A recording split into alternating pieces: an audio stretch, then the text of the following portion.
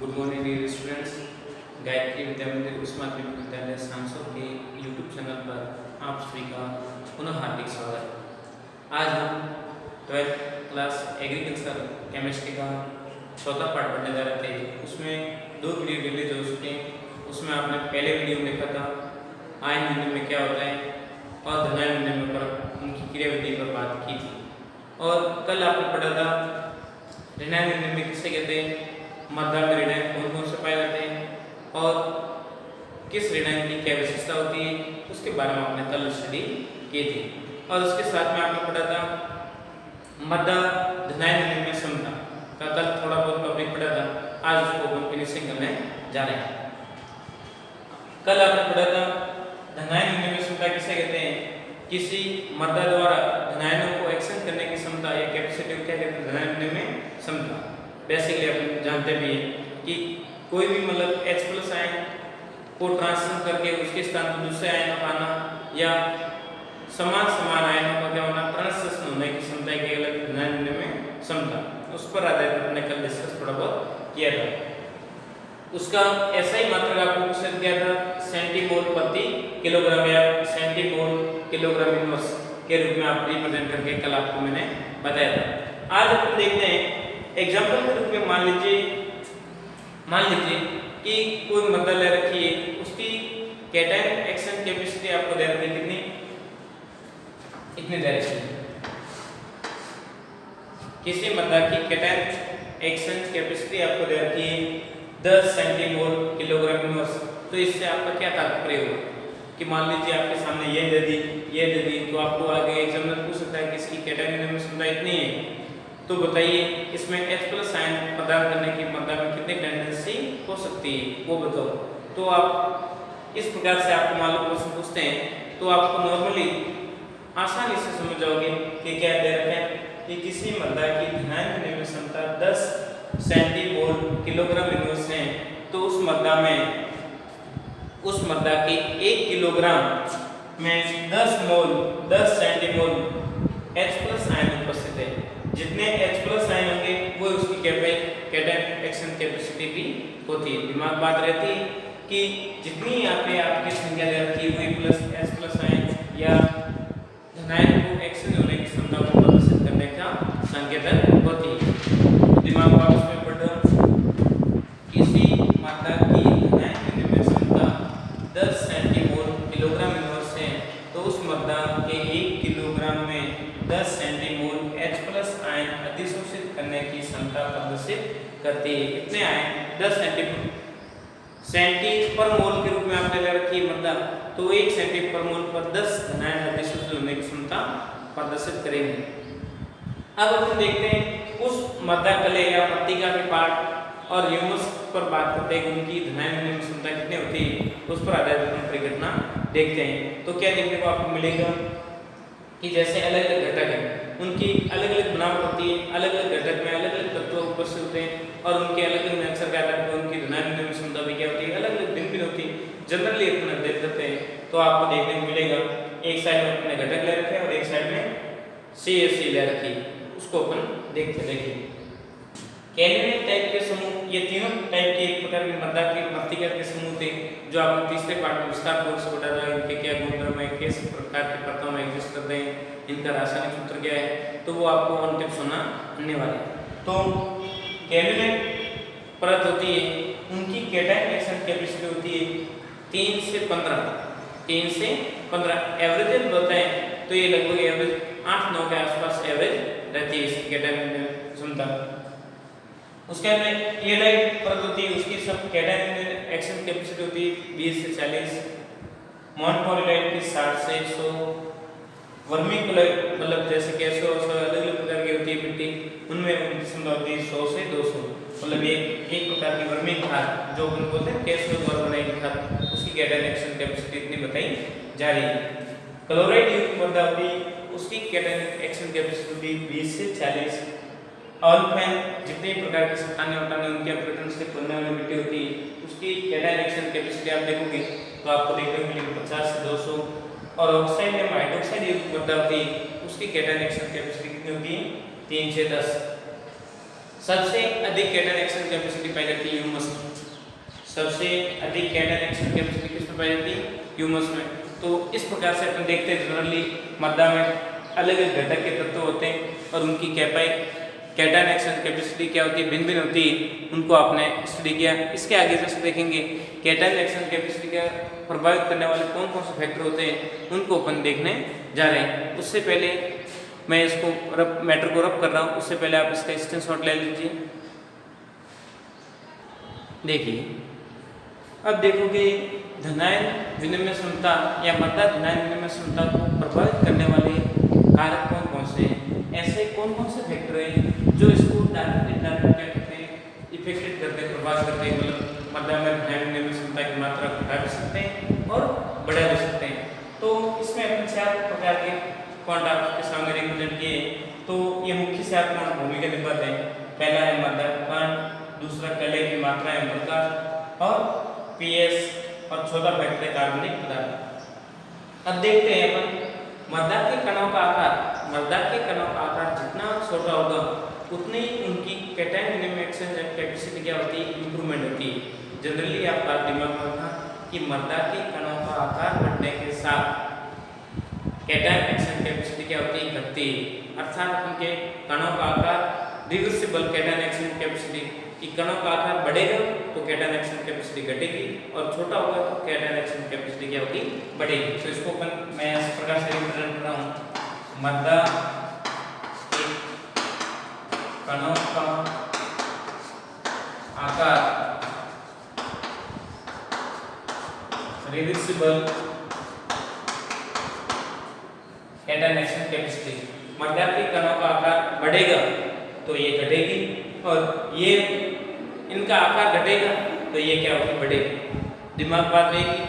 अर्थात हम सिंपल सी भाषा में हैं तो छोटे कणों की CSC अजीब होती है।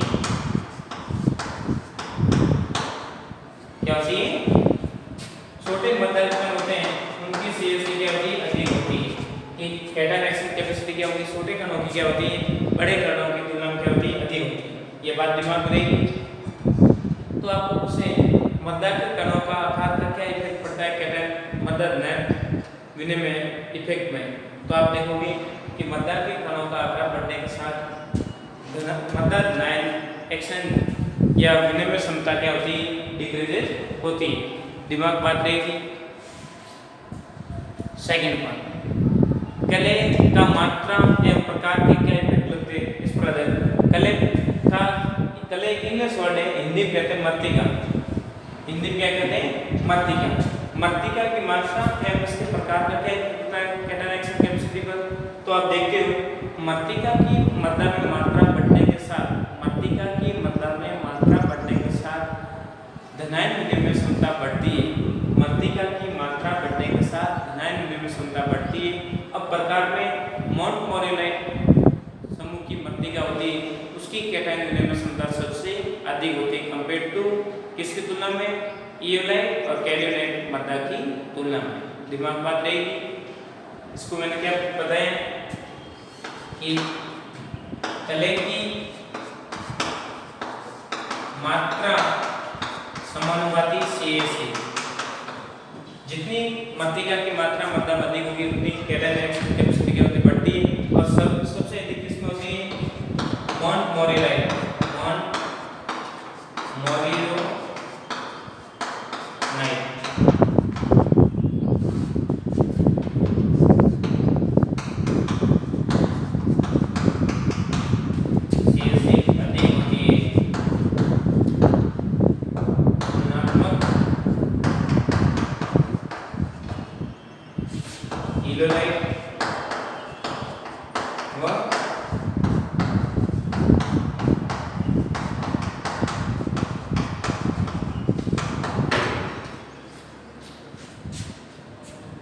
कले की मात्रा बढ़ने के साथ CSC बढ़ती है और मृदा में मोंटमोरेलाइट टाइप की मृत्तिका होती है, उसकी CSC अधिक होती है तुलनात्मक इयोलाइट और कैल्योनाइट। दिमाग बात रहेगी। अब बात करते हैं पीएस। पीएस का क्या इफेक्ट पड़ता है कैटायन एक्सेस कैपेसिटी में? तो आप देखते हो जितनी मात्रा अम्लीय होगी उसकी कैटायन एक्सेस कैपेसिटी उतनी क्या होगी, कम होगी। तो अपन डायरेक्टली कह सकते हैं पीएस बढ़ने के साथ कैटायन एक्सेस कैपेसिटी क्या होती है, बढ़ती है। अर्थात मृदा में क्षारीयता बढ़ने के साथ धनायन विनिमय क्षमता क्या होती है, बढ़ती है, और अम्लीयता होने पर धनायन विनिमय क्षमता क्या होती है, घटती है। तो अर्थात हम डायरेक्टली कह सकते हैं CS के समानुपाती पीएस। दिमाग में बात रहेगी। ओके, आगे कार्बनिक पदार्थ। कार्बनिक पदार्थों का क्या इफेक्ट होता है कैटायन एक्सेस कैपेसिटी पर? तो आप देखते हो मृदा में कार्बनिक पदार्थों की मात्रा बढ़ने पर, मृदा में कार्बनिक पदार्थों की मात्रा बढ़ने पर CSC क्या होती है, बढ़ती है। अपन डायरेक्टली इसके समानुपाती कह सकते हैं कि समानुपाती CE, इसकी क्वांटिटी जितनी मृदा में अधिक होगी उतनी इसकी CSC क्या होती है, बढ़ती है। इसका आप स्क्रीनशॉट ले लीजिए। इसके बाद में अपन दो एप्लीकेशन पढ़ेंगे CSC पर आधार कि क्या होता है इफेक्ट, जब पेड़ पौधों पर इसका क्या इफेक्ट पड़ता है और भूमि की उर्वरता पर इसका क्या इफेक्ट पड़ता है, उसको अपन स्टडी करने जा रहे हैं। उससे पहले इसका आप स्क्रीनशॉट लीजिए, फिर मैं इसको रख कर रहा हूँ। देखिए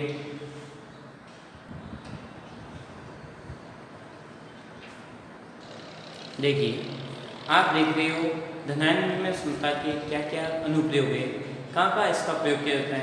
तो इसमें मुख्य एप्लीकेशन दो दे रखी है।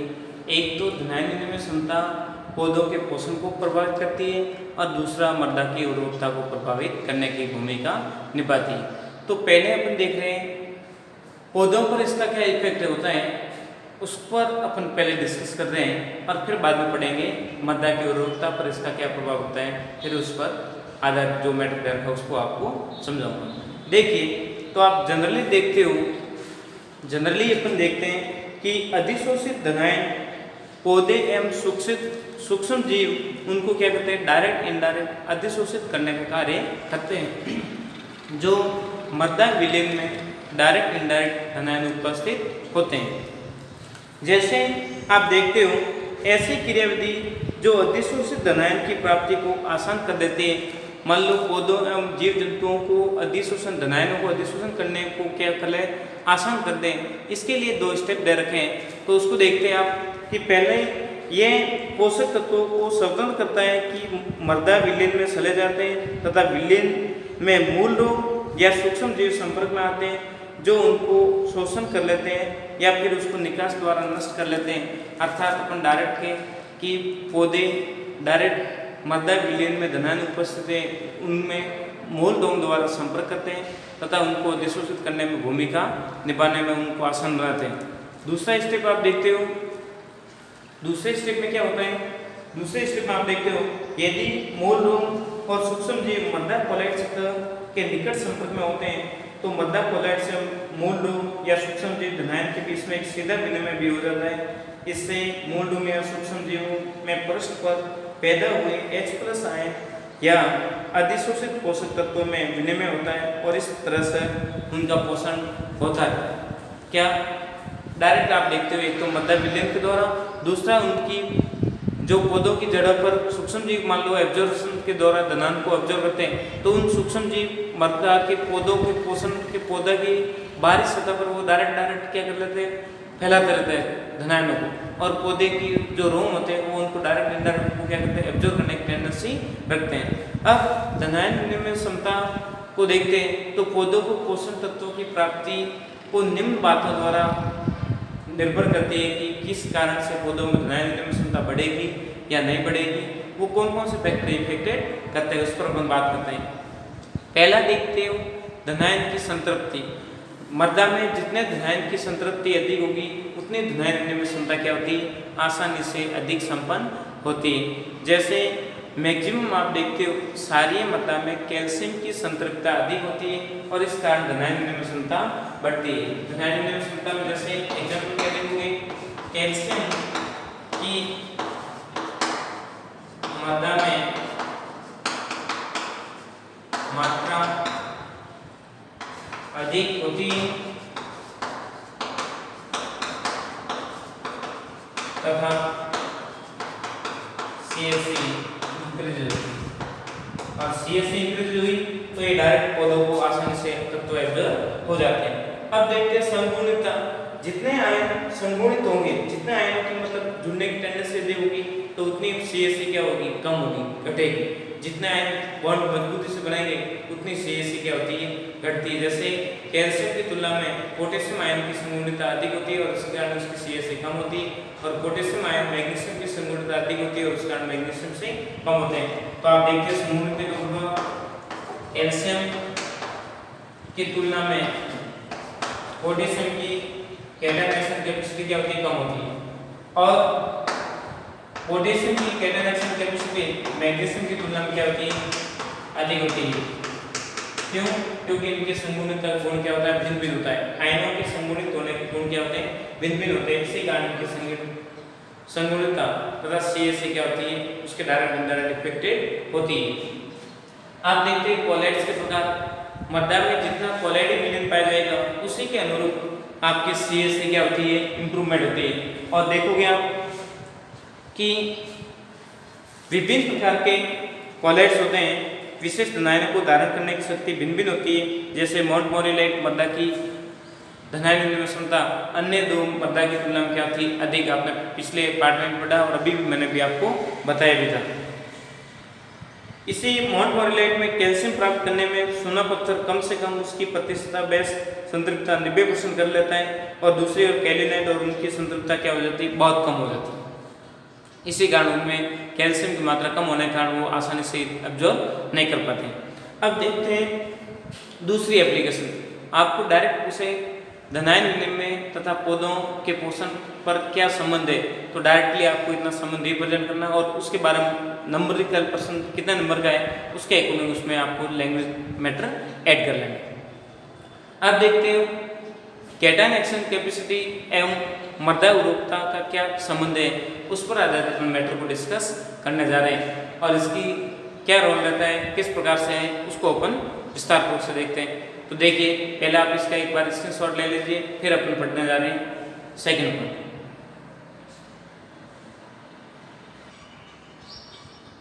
देखिए मृदा की उर्वरक क्षमता एवं CH के क्या एप्लीकेशन बेस पे दे रखा है। अपन जानते हैं कृषि के क्षेत्र में प्रकाश संश्लेषण एक मुख्य क्रिया होती है जो पौधों के लिए अपना भोजन बनाने के लिए प्रेरित करती है, और अपना भोजन प्रकाश संश्लेषण क्रिया द्वारा बनाते हैं, इसलिए इसको बोलते हैं स्वघोषित। और कृषि में जितने भी पौधे होते हैं अपना भोजन स्वयं बनाते हैं। प्रकाश संश्लेषण क्रिया के बाद में मुख्य क्रिया प्रभावित करने वाले पौधों को होती है वो CH होती है। CH कैटायन एक्शन कैपेसिटी का बहुत वेरी इंपॉर्टेंट इफेक्ट पौधों पर पड़ता है। और देखते हैं अपन जनरली कैल्शियम युक्त मृदा उपजाऊ मानी जाती है क्योंकि उसमें वायु और जल का संचार अच्छा हो पाता है, मतलब आदान प्रदान अच्छी हो पाती, और कारण की दानेदार और भुरभुरी होती है और इसकी प्रगति क्या होती है, सारी। H+ आयन या एल्यूमिनियम युक्त मृदा अम्लीय होती है और कृषि कार्य के लिए क्या मानेगी, अनुपयोगी। अब मान लो कृषि कार्य के लिए अनुपयोगी है, अब मान लो उसी मिट्टी को उपजाऊ में कन्वर्ट करना है तो अधिक अम्लीय मिट्टी में क्या मिलाते हैं अपन, सोना पत्थर मिलाते हैं। और यदि मृदा अधिक क्षारीय होगी जिसकी pH 9 से 12 से अधिक हो जाती है वो भी अनुपजाऊ हो जाती है, और उसको उपजाऊ बनाने के लिए इसमें क्या मिलाते हैं अपन, जिप्सम मिलाते हैं। क्या मिलाते हैं, जिप्सम।